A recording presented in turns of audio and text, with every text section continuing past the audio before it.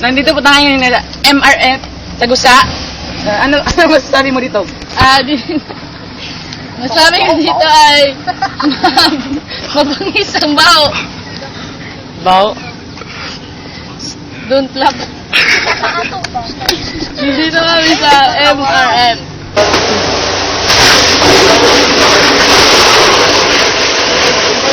So, muna siya sa mga sudanan sa ice creams, ito, mga plastic, selling in recycle ba? Yes. Plastic.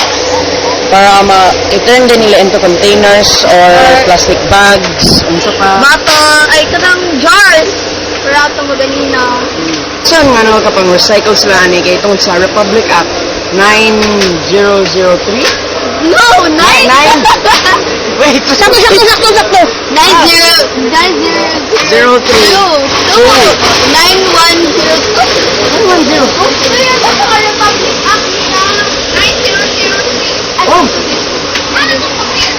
9003 na kailangan waste management, Proper waste management. proper waste management.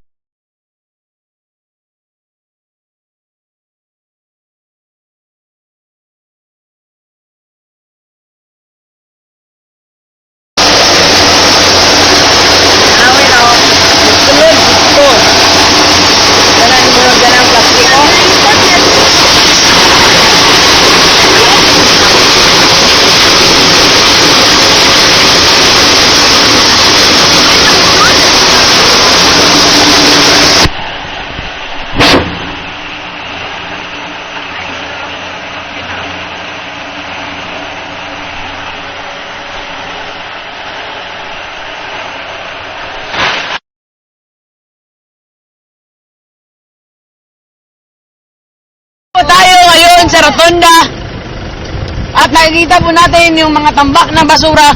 Yan po ang nangyari dito sa Rotonda. Tinamaan po sila ng bagyong Sindong. Maraming mga bahay na nawasak dahil sa malakas na agos ng tubig. Po nakikita po natin ang ating mga kaklaseng.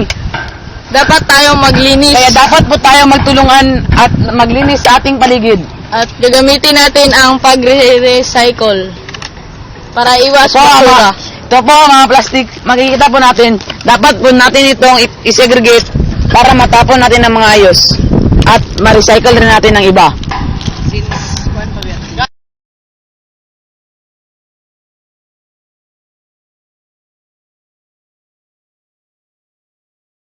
Nagbabalik naman po kami. Bakit flash? Dito kami sa Acabosisi School, magsisegregate ng mga basura.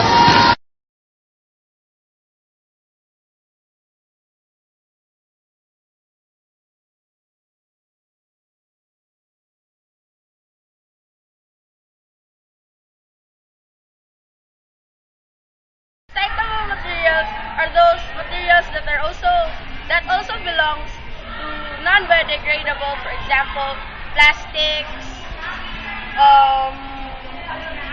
styrofoams that can be used for another products, just like for toys,